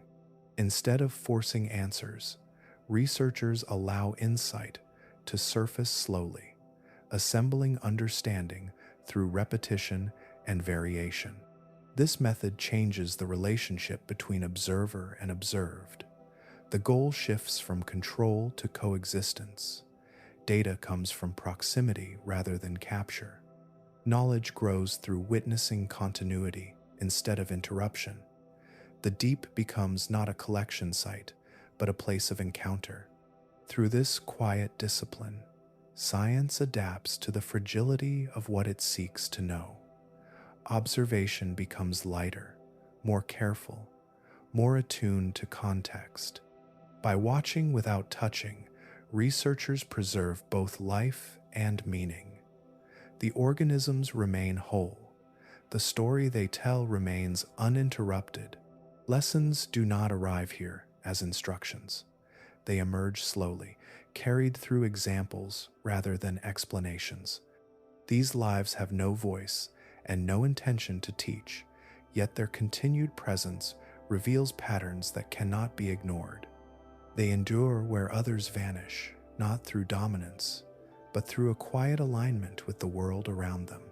Survival without speed, strength, or strategy challenges familiar assumptions. In many environments, success favors those who move fast, strike hard, or anticipate what comes next. Yet these creatures persist without any of those traits. They do not chase, they do not overpower, they do not plan. Instead, they remain responsive, present, and adaptable to whatever arrives. Their survival rests on compatibility rather than competition. Patience underlies every part of this existence. Movement unfolds slowly. Growth advances without urgency. Reproduction spreads possibility rather than securing outcomes. Time stretches long enough for small advantages to matter. By avoiding excess effort, these organisms conserve energy for the moments that truly require it. Efficiency replaces intensity as the guiding principle. This efficiency is not minimalism for its own sake. It reflects an understanding written into biology that energy saved is energy survived. Every system asks only what it can sustain. Every action carries its own restraint. Nothing rushes forward at the cost of future stability. The result is continuity that does not demand constant renewal. Endurance emerges naturally from this balance. These lives persist across changes that erase more elaborate forms. They pass through warming seas, cooling depths, shifting chemistry, and collapsing ecosystems without needing to reinvent themselves. Their designs absorb variation rather than resist it. What changes passes through them, leaving the core intact. Success, seen this way, takes on a different shape. It is not measured in expansion, dominance, or innovation. It is measured in time. How long something continues to exist while remaining functional, how rarely it needs repair, how little it depends on precise conditions to survive. By this measure, these creatures rank among the most successful forms of life the planet has known. Their lesson does not reject complexity outright. It simply places it in context. Complexity thrives when conditions allow. Simplicity thrives when conditions do not. Both paths exist within life's possibilities. What matters is not how advanced a system appears, but how well it fits the environment it inhabits. In the deep and drifting layers of the ocean, these creatures demonstrate another definition of resilience. They show that life can persist through calm acceptance rather than constant struggle. That survival does not always require awareness or ambition. That continuation can emerge from cooperation with physical forces rather than opposition to them. Through patience, efficiency, and endurance, these lives continue quietly, offering a reminder written not in words, but in presence. Life does not always need to conquer its surroundings. Sometimes, it only needs to remain. Much of this world has never been named. Vast stretches of water remain unexplored, not because curiosity is lacking, but because access is limited and conditions are unforgiving. Depth presses inward, distance multiplies cost, and time becomes scarce. What is known represents only a thin layer of what exists below. Soft-bodied life is especially difficult to document. Many forms appear briefly, dissolve easily, or drift out of view before they can be recorded. Even when encountered, their fragility resists capture and classification. What cannot be preserved is often lost to memory, leaving gaps where diversity should be. The record remains incomplete, shaped as much by absence as by discovery. Exploration moves slowly here.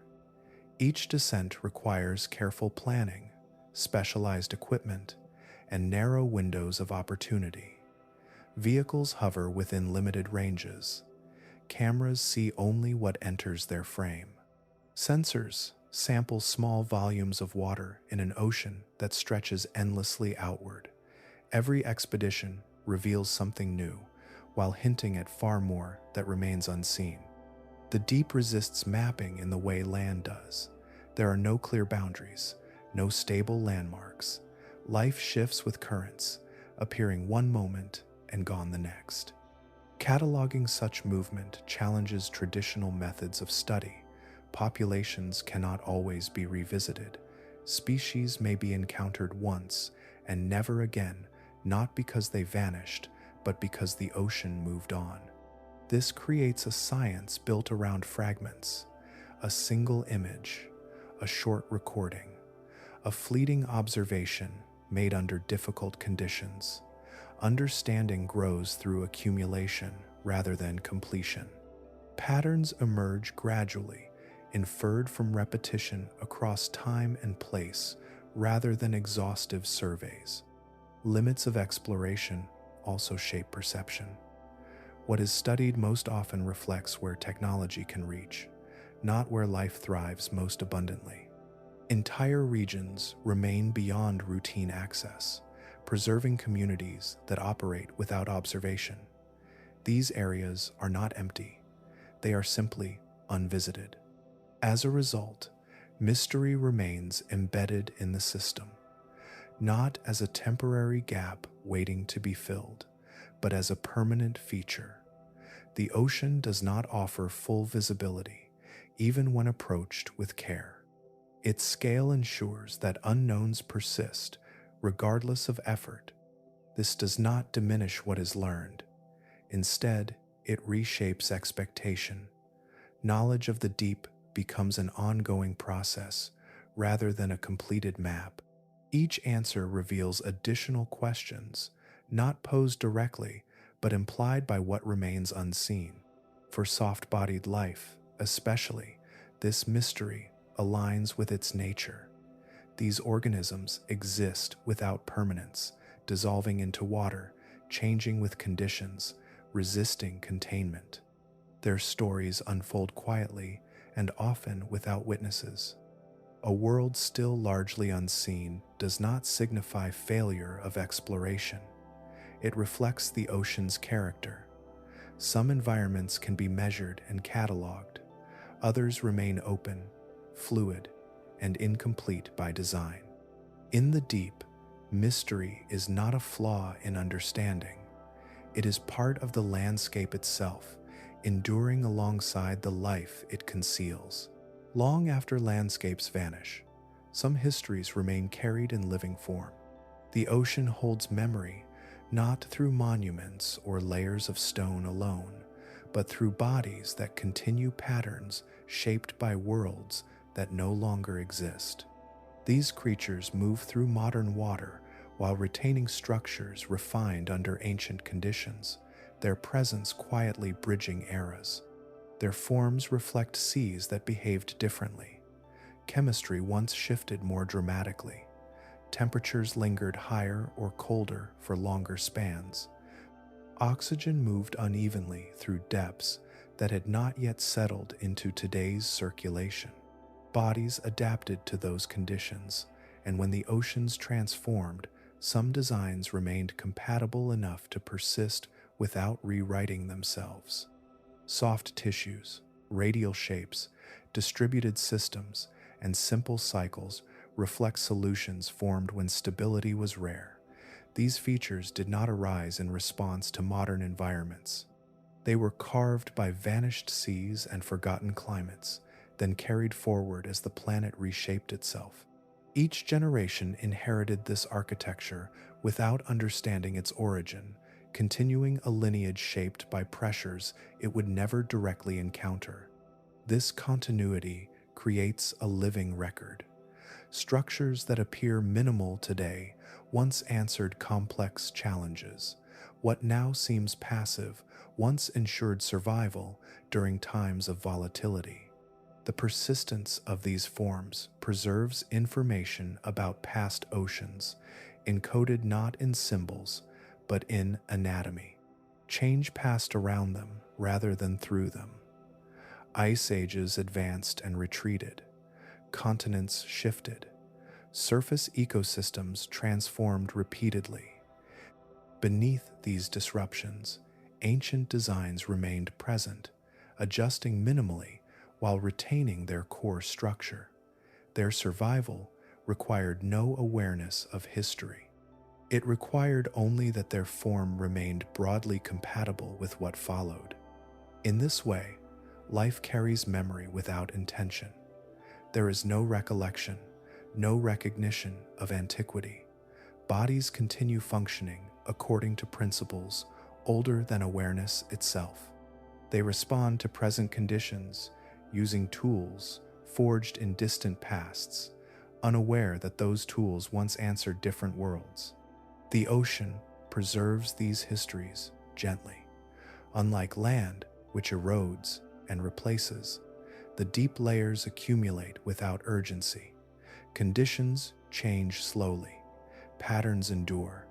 Life adapted to early oceans finds room to continue, its existence overlapping epochs quietly. These living records do not speak of progress or decline. They demonstrate continuity.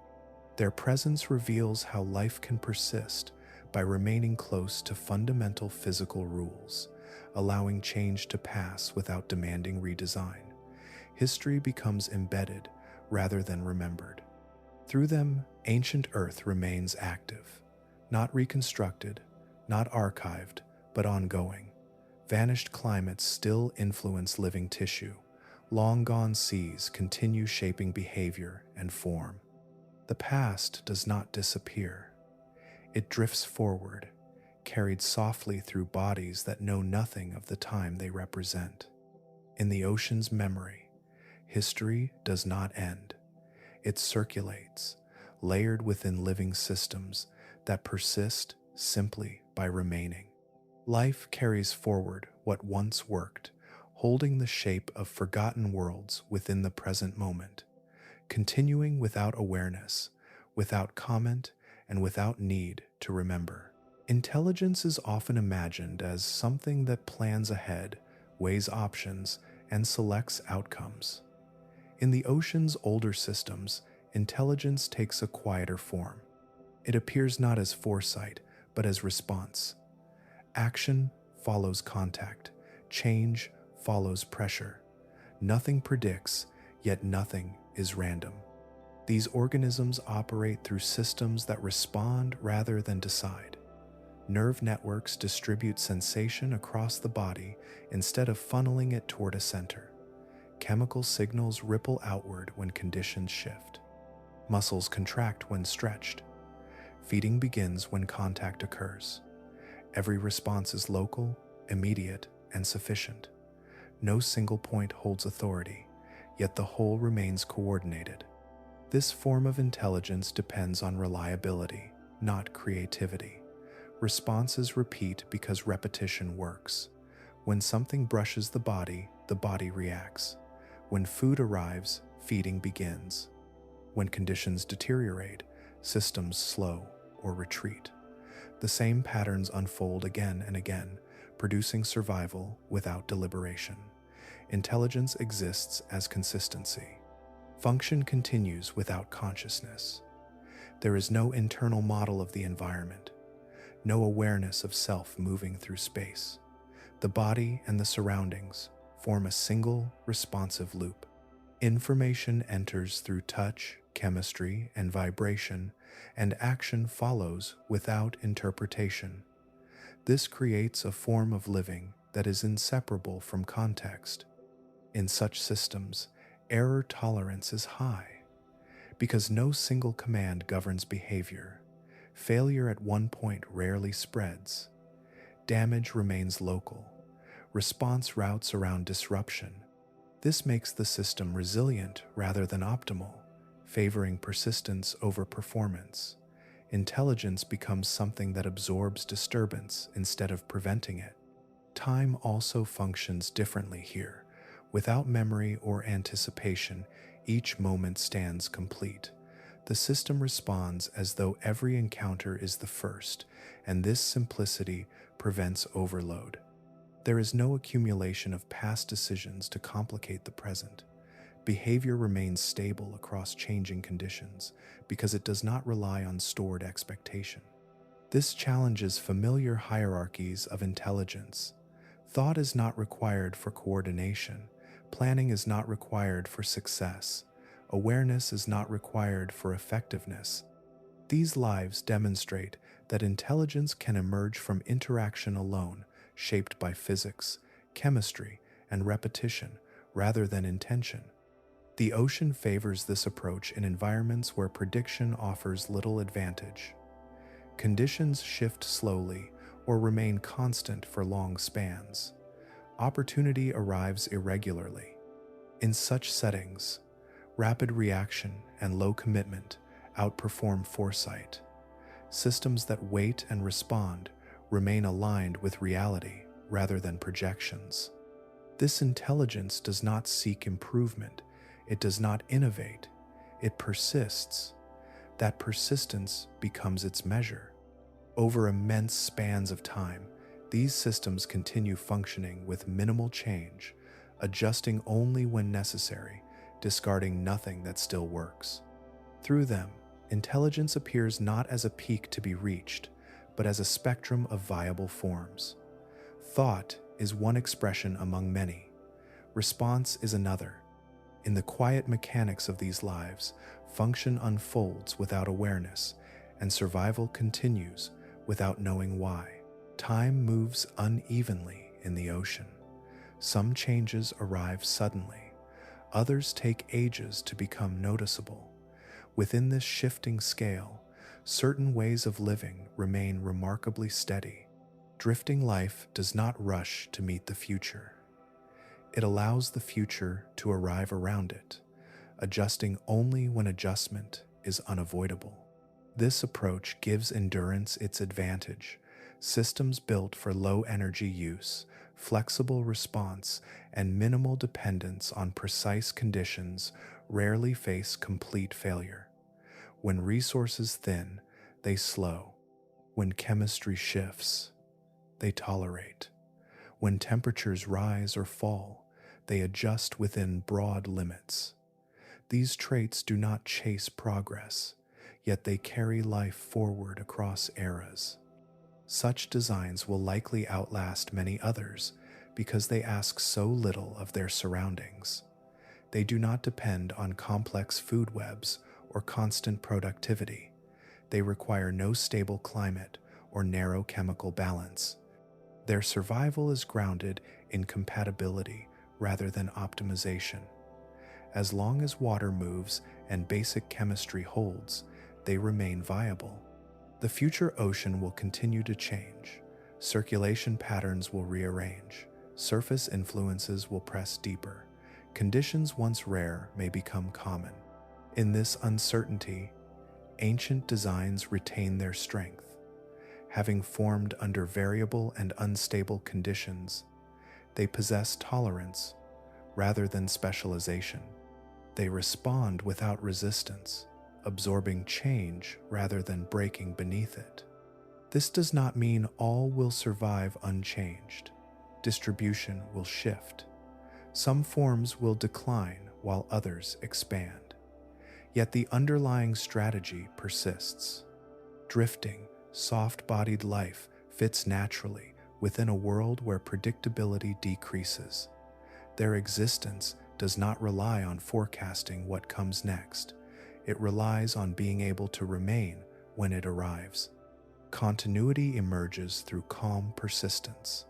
There is no urgency to innovate, no need to outrun competitors. Growth occurs when possible and pauses when not. Reproduction spreads possibility widely instead of securing certainty. Time remains open, not pressured. Over deep time, this patience compounds. While faster systems rise and fall, these designs endure. They experience the future as an extension of the present rather than a challenge to overcome. Their survival does not depend on winning against change, only on staying within its flow. As oceans warm and cool, as chemistry evolves and circulation redraws itself, drifting life continues quietly. It does not mark eras or recognize transitions. It remains present, carrying forward solutions shaped long ago. What once worked continues to work well enough. In this way, the future of ancient designs does not appear dramatic. It appears continuous. Calm persistence carries them forward, one moment after another, through conditions that erase more demanding forms. The ocean moves on. These lives move with it. The story closes without a conclusion in the usual sense. There is no final answer waiting at the bottom of the ocean. No single insight that resolves everything that has come before. Instead, there is continuity.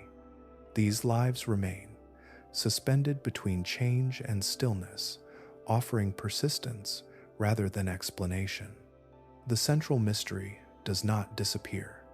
How such simple forms endure, while so much else fades, remains unanswered. They do not calculate, accelerate, or compete in ways often associated with success. Yet they continue. Their survival does not depend on anticipation or intention. It depends on staying compatible with the world as it shifts around them. Life here moves without urgency. Speed is unnecessary. Ambition has no place. Awareness does not guide behavior. What matters is response, tolerance, and balance. Systems remain open to input and capable of absorbing variation without collapse. When conditions allow, life proceeds. When they do not, life waits. This endurance does not appear dramatic. It reveals itself through absence of failure rather than presence of triumph. While more demanding forms rise and disappear, drifting life remains quietly functional. Its success is measured not in moments, but in spans of time that stretch beyond recognition. In the deepest parts of the ocean, drifting still works. Water moves slowly. Energy arrives intermittently. Light does not intrude. Here, motion without effort aligns with the environment. Bodies shaped to yield rather than resist remain intact. Currents provide direction. Chemistry provides opportunity. Nothing rushes forward, and nothing is left behind. These conditions echo the earliest oceans, yet they persist today. Ancient strategies remain valid because they were never tied to specific outcomes. They rely on principles that change little, regardless of era. As long as water circulates and chemistry continues, these lives remain possible. The lesson does not instruct or persuade. It exists as presence. Life does not need to dominate or understand its surroundings to last. It only needs to remain responsive, flexible, and restrained. Complexity can vanish when conditions shift. Simplicity often remains. This does not diminish other forms of life or ways of being. It broadens the definition of success. Endurance becomes a value in itself, independent of intelligence or growth. The ocean demonstrates this quietly, through forms that persist without comment. As the story settles, there is no final image, only continuation. Drifting persists. Soft bodies pulse gently. Ancient designs move forward through deep time, unchanged enough to survive, adaptable enough to remain. The lesson stays unresolved, held gently rather than answered. In the calm persistence of these lives, endurance speaks without explanation. Life continues, not because it strives, but because it fits.